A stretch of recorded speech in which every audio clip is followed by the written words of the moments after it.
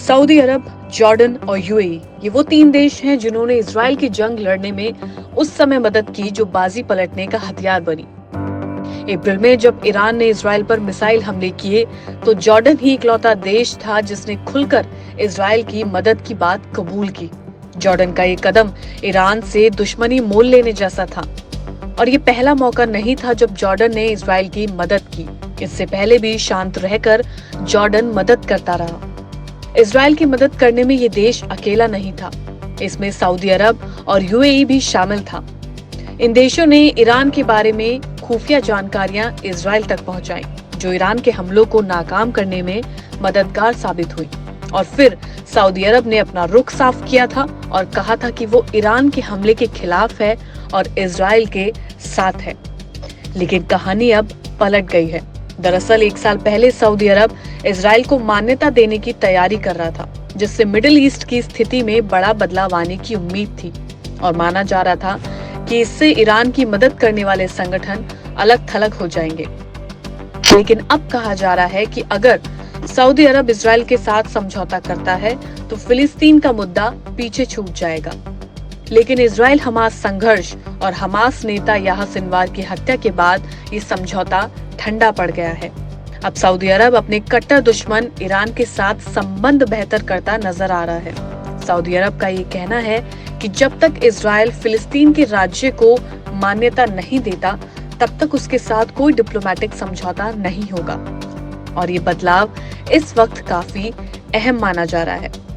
वहीं इजरायली प्रधानमंत्री Benjamin Netanyahu फिलिस्तीनी राज्य की बात को नकारते हैं, जबकि सऊदी अधिकारी 2 स्टेट सॉल्यूशन की बात कर रहे हैं। सऊदी अरब का कहना है कि फिलिस्तीन के लिए एक अलग राज्य ही इजराइल के साथ संबंध सामान्य करने का एकमात्र तरीका है।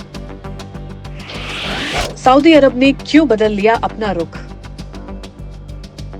गाजा में युद्ध शुरू होने के बाद इजराइल ने वहां मदद रोक दी।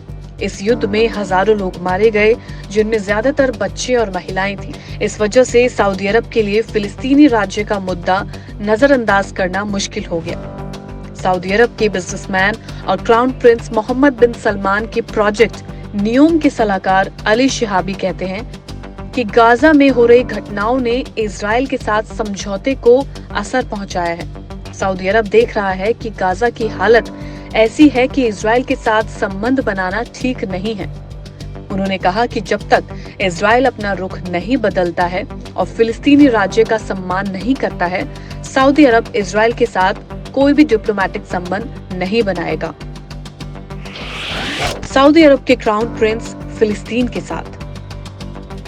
सऊदी अरब का कहना है कि जब तक ईरान सऊदी की तरफ अपनी दोस्ती का हाथ बढ़ाता रहेगा, तब तक सऊदी अरब इस दोस्ती को स्वीकार करता रहेगा। अगर ईरान इस मामले में सीरियस है तो जल्द ही आने वाले वक्त में मिडिल ईस्ट का पुनर्गठन होगा। हाल ही में सऊदी अरब के क्राउन प्रिंस मोहम्मद बिन सलमान ने अपने भाषण में फिलिस्तीनी राज्य की वकालत भी की। उन्होंने यही दोहराया कि जब तक स्वतंत्र फिलिस्तीन की स्थापना नहीं होगी, तब तक सऊदी अरब इजराइल के साथ कोई भी डिप्लोमेटिक संबंध नहीं बनाएगा।